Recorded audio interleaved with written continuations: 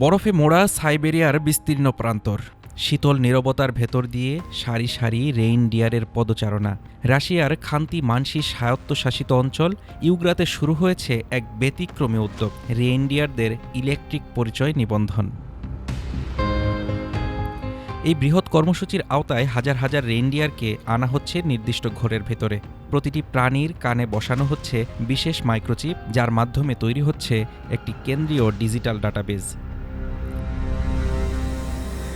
খান্তি মানসির ভেটেরিনারি সেন্টারের উপপরিচালক পিউতর লুমন জানান, এই প্রযুক্তির মূল লক্ষ্য রেইনডিয়ারদের স্বাস্থ্য সুরক্ষা ও রোগ প্রতিরোধ। তার ভাষায় ২০,০০০-এরও বেশি রেইনডিয়ারকে চিপ দেওয়ার পরিকল্পনা রয়েছে। এতে প্রাণীর সঠিক সংখ্যা জানা যাবে, নেওয়া যাবে রোগ প্রতিরোধমূলক সব ভেটেরিনারি ব্যবস্থা। তিনি আরও বলেন, কানে চিপ বসানোর পর ক্ষত খুব দ্রুত সেরে যায় এবং প্রাণীর স্বাভাবিক জীবনে কোনো প্রভাব পড়ে না।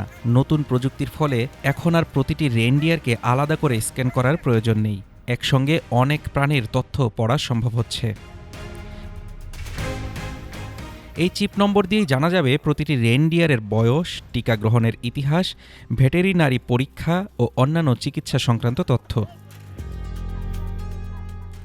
খান্তি মানসি অঞ্চলের প্রধান রুসলান কুখারুক বলেন, এই উদ্যোগের লক্ষ্য শুধু প্রযুক্তিগত উন্নয়ন নয়, উত্তরের আদিবাসী জনগোষ্ঠীর জীবনযাত্রা সহজ করা এবং রেইনডিয়ার পালন শিল্পকে আরও কার্যকরভাবে গড়ে তোলা।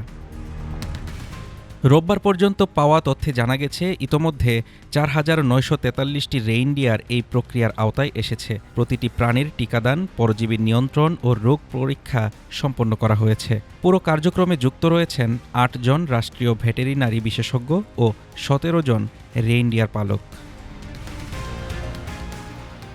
বরফের রাজ্যে যেখানে জীবন টিকে থাকে প্রকৃতির সঙ্গে লড়াই করে, সেখানে এই ডিজিটাল পরিচয় যেন এক নতুন অধ্যায়। ঐতিহ্য আর প্রযুক্তির মেলবন্ধনে সাইবেরিয়ার রেইনডিয়াররা এখন ডিজিটাল মানচিত্রে।